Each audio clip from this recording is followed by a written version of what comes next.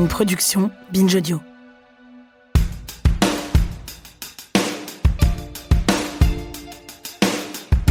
En 2012, autant dire il y a une éternité, j'ai fait mon premier vrai grand reportage. Je suis parti pendant 1 mois avec des humanitaires dans une région du Tchad qu'on appelle le Bata, frappée par la famine. C'est là-bas que pour la première fois dans ma courte vie d'Européen privilégié, j'ai été confronté à la réalité d'une partie non négligeable de l'humanité. Le manque de nourriture et surtout le manque d'eau. L'eau pour survivre, pour boire, mais aussi pour se laver, pour se protéger d'éventuelles maladies, pour arroser les cultures, etc., etc.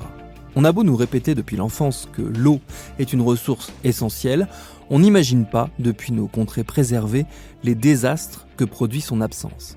C'est pour ça que les questions liées à l'eau sont au cœur des réponses humanitaires lors des grandes crises, et que des outils, des méthodes ont été mis au point pour aider celles et ceux qui en sont privés. C'est ce qu'on va voir dans cet épisode signé Anton Stolper et Théo Boulanger, un épisode fabriqué en partenariat avec le service de la Commission européenne responsable de la protection civile et des opérations d'aide humanitaire. Je suis Thomas Rozek et vous écoutez Programme B.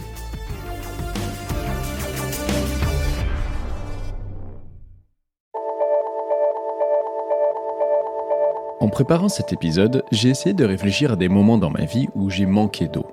Et j'ai réalisé qu'en vivant en France, les seules fois où je suis en manque d'eau, et ça peut paraître un peu ridicule, mais c'est lors de mes tours à vélo. Et même là, je sais qu'en pédalant quelques kilomètres pour rejoindre le village le plus proche, je peux soit acheter de l'eau, soit demander à un habitant de remplir ma gourde, ou même me rendre au cimetière où, et oui, il y a toujours un point d'eau potable. C'est-à-dire qu'en France, l'eau potable est tellement facile d'accès que pour se mettre dans une situation où l'on manque d'eau, il faut choisir de s'isoler lors d'une randonnée ou d'un tour à vélo. C'est un luxe tellement normalisé qu'on a du mal à croire que ce n'est pas le cas pour tous. Alors qu'une personne sur 4 dans le monde vit sans accès à l'eau potable. Maguette Diop, qui est aujourd'hui Program Officer au bureau régional de Dakar de l'aide humanitaire de l'Union européenne, travaille depuis 10 ans sur les questions liées à l'accès à l'eau. Elle couvre 8 pays de l'Afrique centrale et l'Afrique occidentale et coordonne les efforts de l'aide humanitaire de l'Union européenne pour faciliter les accès à l'eau, ou à ce qu'on appelle les services WASH, qu'elle va vous expliquer tout de suite. WASH, en fait, c'est un acronyme anglais qui veut dire Water, Hygiene and Sanitation and Hygiene. Et en français, eau, hygiène, assainissement. Ça englobe 3 secteurs qui me paraissent les secteurs les plus importants de la réponse humanitaire. Et que quand on n'a pas, par exemple, de l'eau, il n'y a rien qui peut marcher. Le système sanitaire est bloqué. On n'a pas de l'eau, on ne peut pas assurer un système sanitaire qui est normal. Ce que je peux dire aussi, c'est que quand on regarde un peu la vie, si on n'a pas, si moi je me regarde, si je n'ai pas accès à l'eau, c'est-à-dire je vais forcément tomber malade. Et si je tombe malade, je ne pourrai pas faire mon travail comme il faut, je ne pourrai pas subvenir à mes besoins, je ne pourrai pas subvenir aux besoins de ma famille. Donc, quand on le prend de cet angle, ça veut dire que ça détermine pratiquement toute ma vie. Cette goutte d'eau ou cette quantité d'eau que j'ai à ma disposition, c'est pratiquement tout. Ça me permet de vivre. Donc, c'est essentiel. Et quand on parle de l'accès à l'eau, ça inclut la qualité, la quantité suffisante, mais aussi une disponibilité de façon continue, c'est-à-dire qu'il n'y ait pas d'interruption dans la distribution de l'eau. WASH aussi inclut tout ce qui est assainissement, l'accès aux services d'assainissement, notamment les toilettes, l'assainissement solide aussi, tout ce qui est gestion des déchets, des eaux usées. On a aussi la partie hygiène qui inclut tout ce qui est renforcement des connaissances, mais aussi les pratiques d'hygiène, autant au niveau individuel et aussi collectif, notamment le lavage des mains, l'entretien des infrastructures. En gros, le but ultime des interventions WASH est de protéger la santé, mais aussi préserver la dignité et prévenir les maladies, les épidémies.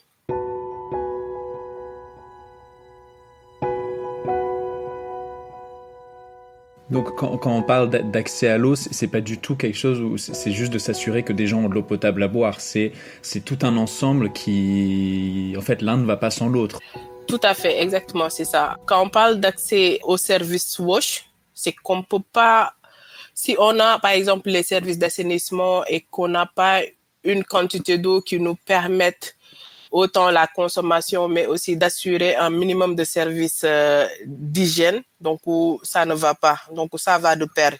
Il faut qu'il y ait ces trois aspects, notamment l'accès à l'eau, aux services d'assainissement et aussi l'hygiène qui englobe tout ce qui est comportement, pratique et comportement. Et alors, pourquoi est-ce que c'est si important ? Qu'est-ce qui se passe quand on n'en a pas et où est-ce que dans le monde, on a besoin de ce genre de programme ?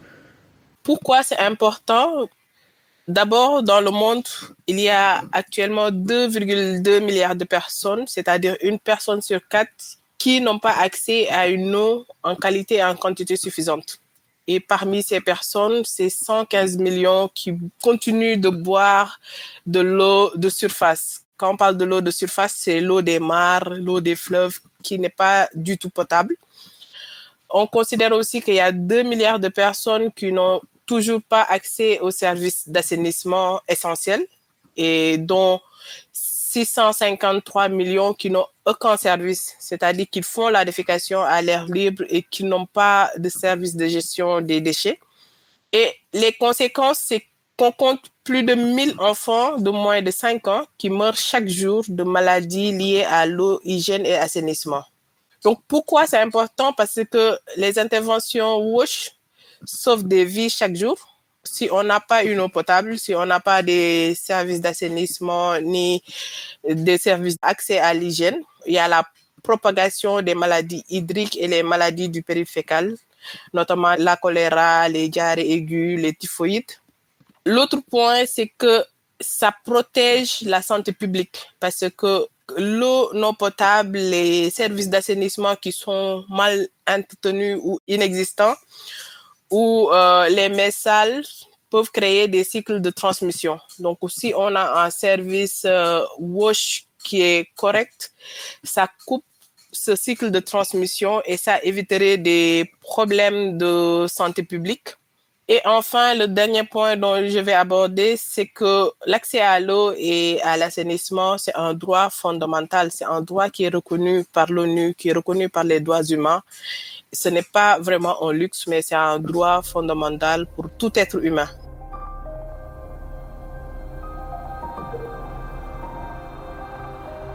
Dans les précédents épisodes de cette série, il a été beaucoup question de la protection civile. On a vu comment l'assistance en matière de protection civile de l'UE consiste en une aide apportée en amont ou immédiatement après une catastrophe qui se déroule dans l'UE ou ailleurs. Par exemple, quand il s'agit d'un feu de forêt. Mais l'Union européenne fournit aussi une aide humanitaire, fondée sur les besoins en dehors de l'UE, qui est destinée aux populations touchées par les catastrophes naturelles ou provoquées par l'homme, avec une attention particulière portée aux victimes les plus vulnérables. En effet, la protection civile et l'aide humanitaire sont complémentaires, notamment lorsqu'il s'agit de programmes WASH.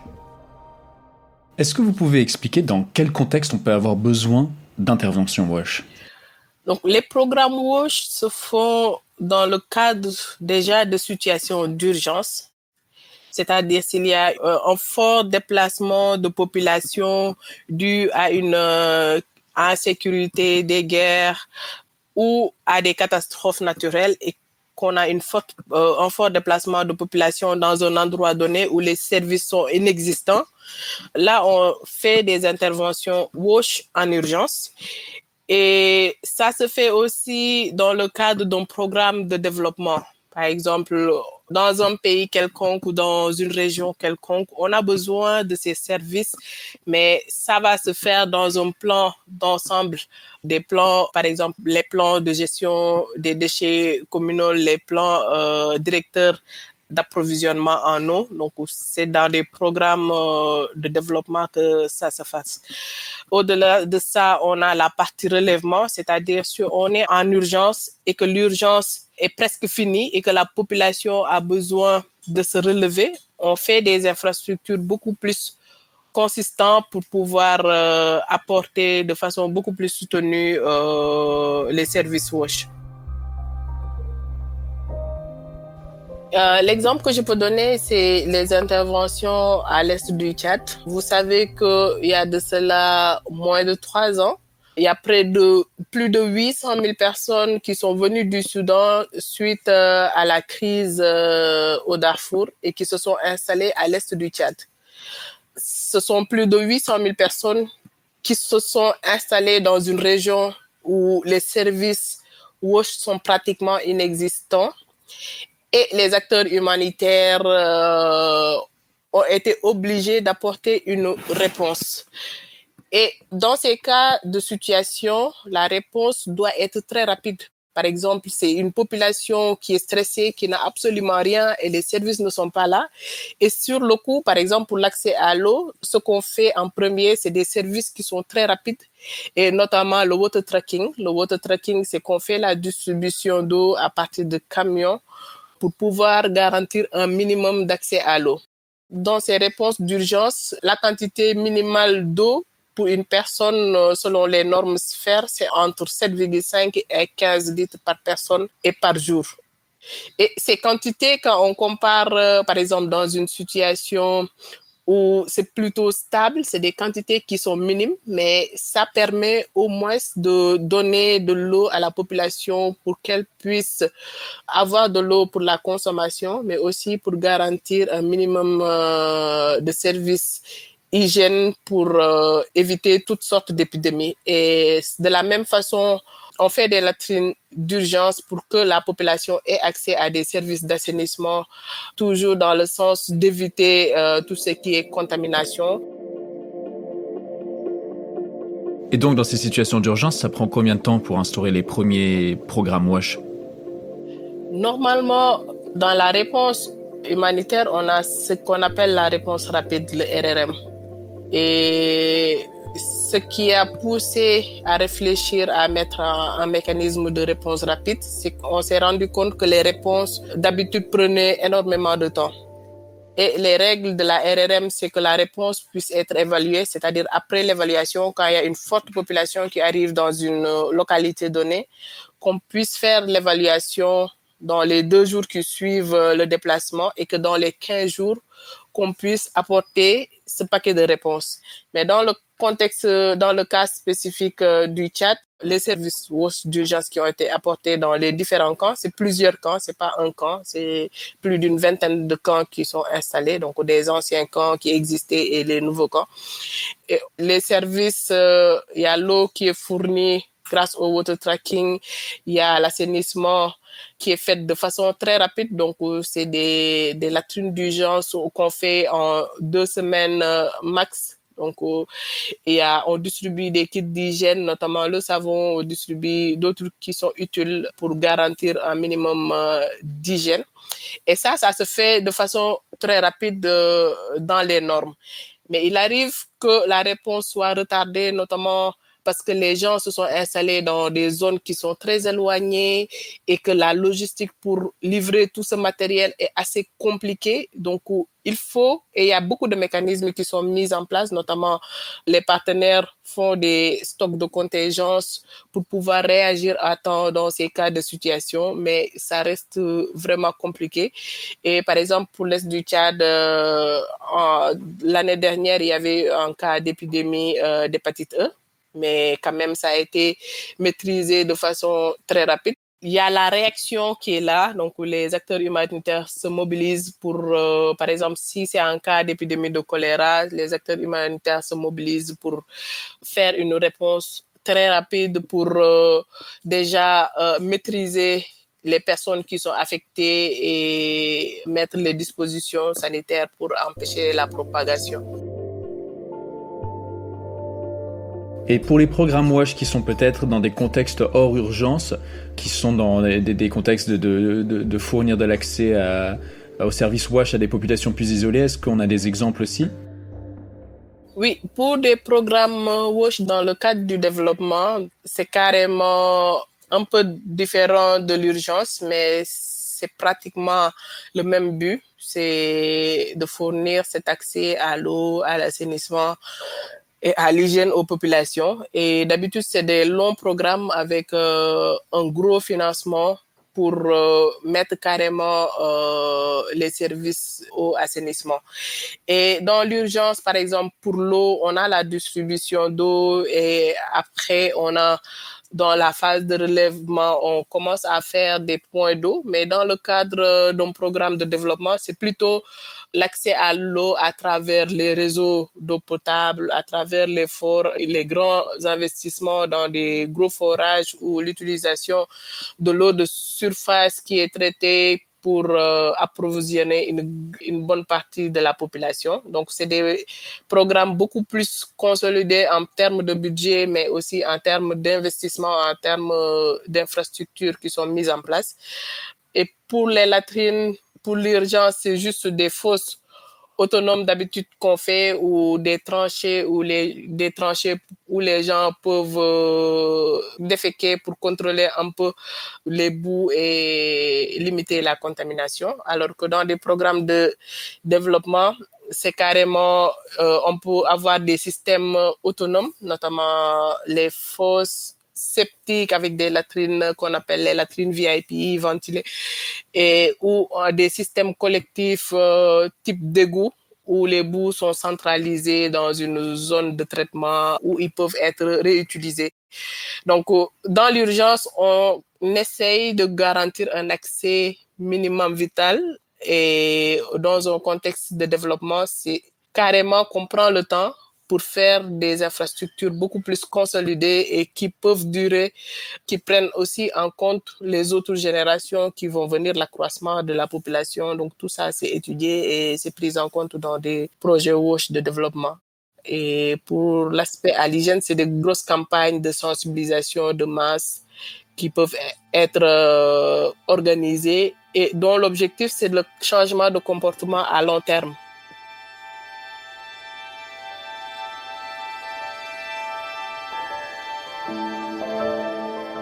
Après notre entretien, Maguette m'a précisé que parfois, il fallait développer des solutions hybrides entre l'urgence et le long terme. C'est le cas dans l'est du Tchad, par exemple, où la réponse d'urgence au début de la crise, qui reposait beaucoup sur l'utilisation de camions-citernes, n'était plus soutenable dans la durée à cause des arrivées continues de réfugiés soudanais. Il fallait donc changer de paradigme et sortir des solutions d'urgence pour instaurer des solutions structurelles. Désormais, grâce aux investissements de partenaires et de la Commission européenne, des solutions plus durables ont été instaurées comme des gros forages ou l'installation de systèmes d'eau potable dans les camps de réfugiés. Et ça marche, puisque l'utilisation de camions-citernes a été réduite à tel point que désormais seulement 10% des distributions d'eau arrivent par ce moyen-là. Alors justement, quand il s'agit de ces programmes dans le long terme, que ce soit au niveau de l'éducation ou que ce soit au niveau des infrastructures, comment est-ce que la Commission européenne s'implique là-dedans ? Est-ce que c'est en ayant des coopérations avec des associations sur place ? Comment est-ce que se déroule ce processus-là ? Normalement, la protection civile de l'aide humanitaire européenne, c'est la branche humanitaire de l'Union européenne. Donc, nous, nos interventions, c'est des réponses d'urgence suite aux chocs, aux crises récentes de déplacement de population dues aux conflits ou aux catastrophes naturelles. Mais dans la mise en œuvre de nos interventions d'urgence, on essaye de faire la connexion avec les interventions de développement. C'est ce qu'on appelle le nexus. Donc, on encourage les partenaires humanitaires qui sont sur le terrain de ne pas faire des interventions juste humanitaires, mais qu'il y ait de la relève qui soit assurée. Donc, on encourage autant les partenaires humanitaires, mais aussi les partenaires qui sont dans le développement de travailler en parfaite synergie. Maintenant, cet aspect aussi, elle a beaucoup de contraintes parce que d'habitude, les partenaires d'urgence et les partenaires de développement, ils ne sont pas, on se trouve pas dans les mêmes localités. Donc, c'est un peu difficile, surtout dans certains contextes, d'avoir cette connexion. Les partenaires humanitaires partent dans les zones les plus reculées, les zones où il y a beaucoup plus d'urgence humanitaire, alors que pour les partenaires de développement, ils accompagnent le gouvernement dans sa politique dans les infrastructures structurelles. Donc, il y a quand même des contraintes contraintes dans la connexion entre partenaires urgence et partenaires de développement. Mais toutefois, il y a des projets qui sont intéressants et je crois qu'ils peuvent être cités. Je prends toujours l'exemple de l'Est du Tchad où la Commission à la protection civile et l'aide humanitaire européenne et la branche de développement de l'Union européenne travaillent ensemble dans la mise en place d'un certain nombre d'activités. Par exemple, il y a ce qu'on appelle les seuils d'épandage qui sont des sortes de mares qui sont installées par la branche développement de l'Union européenne.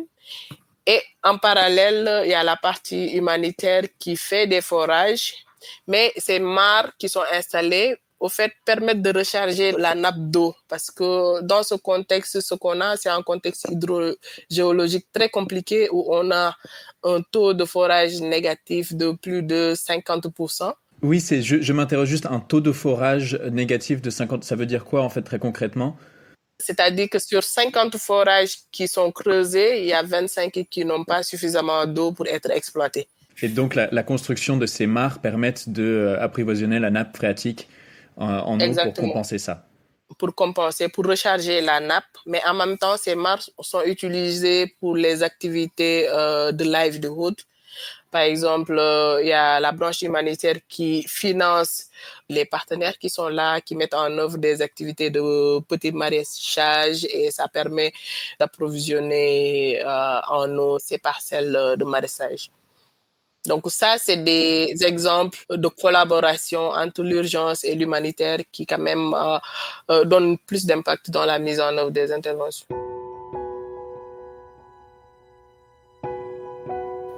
Et autant dans les programmes d'urgence et dans les programmes humanitaires, il doit y avoir des difficultés, j'imagine, que ce soit au niveau sécuritaire, au niveau de s'assurer que la distribution de l'eau est égale et éviter aussi la captation des ressources. Est-ce que c'est des problèmes que vous rencontrez et auxquels vous devez trouver des solutions? Oui, tout à fait.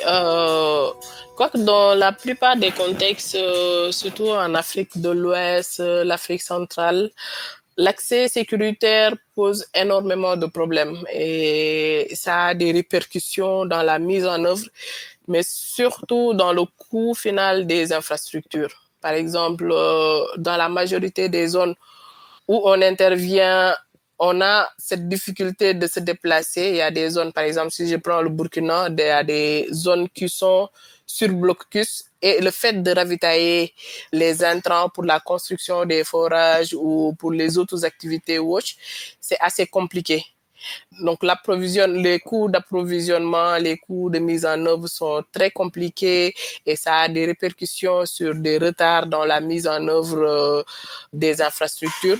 Du coup, les partenaires font recours à plusieurs stratégies de renforcer la communication avec les autorités, de voir comment on peut améliorer les services et aussi tout ce qui est mutualisation dans la logistique, par exemple des achats groupés, le transport groupé. Donc ça, c'est des initiatives qui sont mises en place pour contrer un peu ces contraintes. Et j'imagine que pour assurer la longévité de ces installations, justement, la communauté locale, elle doit jouer un rôle très important aussi. Quand on met en place ces infrastructures, la communauté est intégrée dès le début. C'est-à-dire, depuis le choix du village, vient communiquer avec la population sur déjà leurs besoins, sur les types d'infrastructures. Donc, la population, elle est intégrée. C'est une activité qui est participative. Et pourquoi c'est participatif? Parce que plus c'est participatif, plus ça renforce l'engagement de la communauté. Donc, c'est la communauté qui sera aussi organisée. On va mettre en place des comités de gestion des points d'eau qui auront cette responsabilité de gérer, d'assurer la sécurité de l'infrastructure et d'assurer aussi une certaine équité dans la distribution de l'eau. Parce que si c'est dans un contexte où la ressource elle est peu disponible et qu'il y ait des risques d'inéquité dans la distribution, c'est au comité de s'assurer qu'au minimum que chaque ménage puisse avoir peut-être le minimum des 15 litres par personne par jour au lieu de fournir encore à d'autres quantités supplémentaires. Donc, c'est vraiment d'encourager l'engagement des communautés dans la gestion. Et ça, c'est au-delà même de l'équité, mais il y a aussi les aspects de durabilité des infrastructures, parce que les infrastructures, il faut les entretenir, il faut la maintenance quand il y a des pannes. Donc, tout ça, c'est une organisation des communautés. On les organise, on renforce leurs capacités, on leur donne les outils nécessaires pour assurer cette gestion. Et enfin, pour finir, est-ce que vous pourriez m'expliquer quel effet concret le réchauffement climatique a sur votre mission ? Le changement climatique, au fait, c'est des situations qui amplifient l'effet même des crises humanitaires. Par exemple, on a avec les changements climatiques, on a la recrudescence de tout ce qui est le phénomène des inondations. On a aussi des sécheresses dans d'autres parties du globe et ça a des implications surtout sur les déplacements des populations. Par exemple, pour l'année 2024, dans 6 pays de l'Afrique de l'Ouest, ce sont plus de 4,5 millions de personnes qui ont été touchées. Uniquement les inondations. Et dans beaucoup de pays, pendant la période hivernale, on note énormément de déplacements de population. Les populations ont perdu pratiquement leur moyen d'existence, ont perdu leur habitation. Les points d'eau qui existaient sont inondés et ne sont plus utilisables. Du coup, la population est obligée de se déplacer.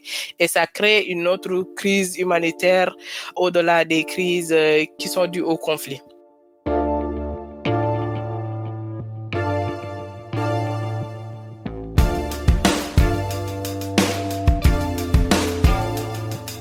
Merci à Anton Stolper pour cet épisode réalisé par Théo Boulanger et fabriqué en partenariat avec le service de la Commission européenne responsable de la protection civile et des opérations d'aide humanitaire. Programme B, c'est un podcast de Binge Audio préparé par Camille Codor.